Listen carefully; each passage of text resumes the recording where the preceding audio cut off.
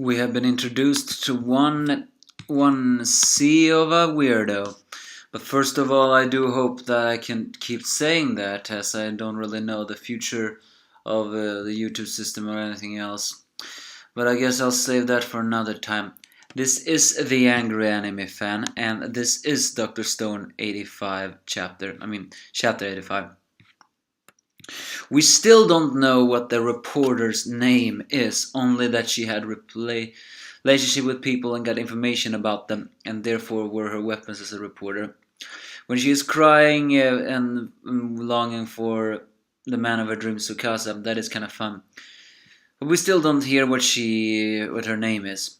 Senku simply wants a captain, one who can sail around the ship in 10 billion. So the gang build a very small boat. Taiyu, Kohaku, Magma, Senku, the reporter, and then the other girl, the muscular looking girl, I actually forgot her name was, is taking that trip to an island where used to be a place called Nawami Island, a place where, or Namami Academy, so to speak.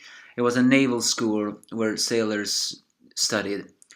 So the reason why Senku took these four powerful people, I'm not counting the reporter, is because, well, they are the strongest members, physically at least.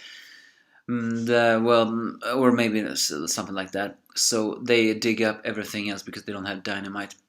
Eventually they gather up all the different sculptures, many of them old shaggy men. However, the guy that the reporter is afraid that we're gonna find, as well as the one that we're afraid to free, is a young-looking man named Ryusui, or more precisely, Nanami Ryusui, the son of the founder of the academy, and a real spoiled child at that, or at least as it is. It's pretty funny when we see her nervous side. She really didn't want Ryusei to be revived because, well, she had met him and saw how arrogant he was. However, according to her, his skills are the real deal. He's an grossly extravagant brat that even when he was young, he collected model ships and bottles for hundreds of million yens. And when he was barely even a teenager, he sailed around the world using, well, a miniature ship. So his skill is truly what Senku is looking for. However, his character is not, because despite the fact that the others argue exactly what it is, Senku, without any hesitation, immediately frees him. And the first line the naked guy says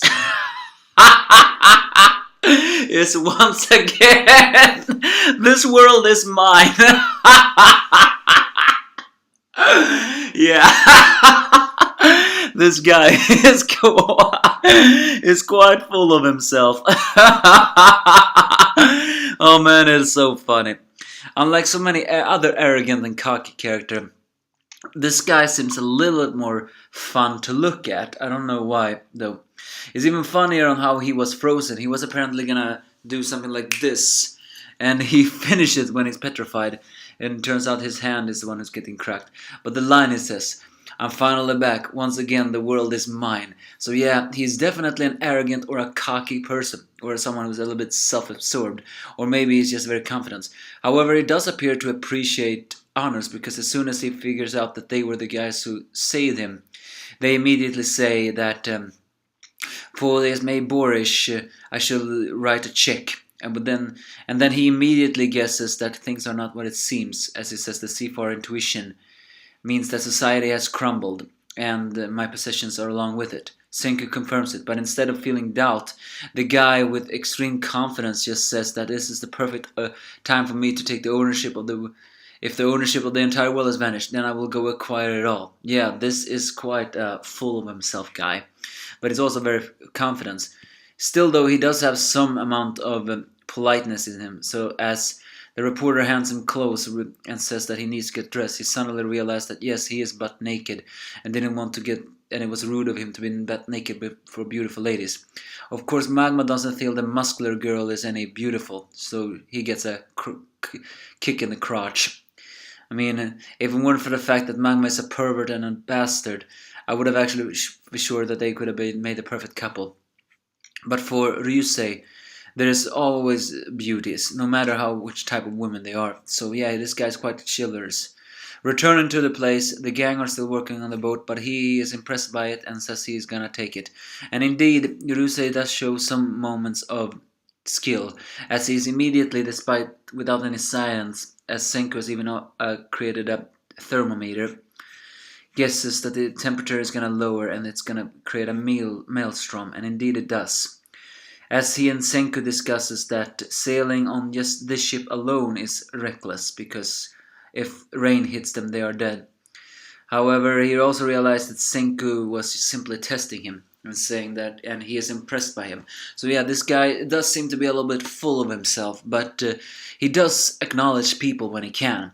So this is not an arrogant jackass, more like a full of himself, annoying guy. Although so far he seems to be kind of cool, or I mean, not cool is the wrong word. He seems to be kind of funny. So yeah, but he does confirm he can take them to around the world, but they need a fuel. This time they are gonna be sidetracked again to find what they are really looking for. Something that is the king of resources. The kingdom of science are now gonna track down oil, as Ashiguro again of course feels that is impossible because oil is very rare in Japan. Well, either way, Ryusei just says that he who controls oil controls the world. Technically that is true. So even in this world I will quiet it all, and Chrome is with them all the way. It's time to dig up the future, the oil period. Actually, I don't know how oil works, but seeing that no one has touched oil for a lot of time, I actually begin to wonder if it's possible that oil can replenish. I don't know, I'm not an expert in that. But yeah, we're introduced to a new character, and yeah, he is amusing, I have to say. Ryusui is amusing.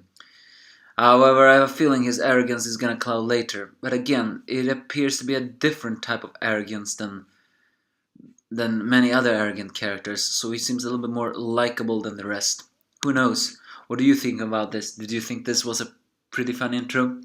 And also, as I said before, Ryusui has a different scar. He has it on his arm, probably because he was gonna snap his finger when he was petrified.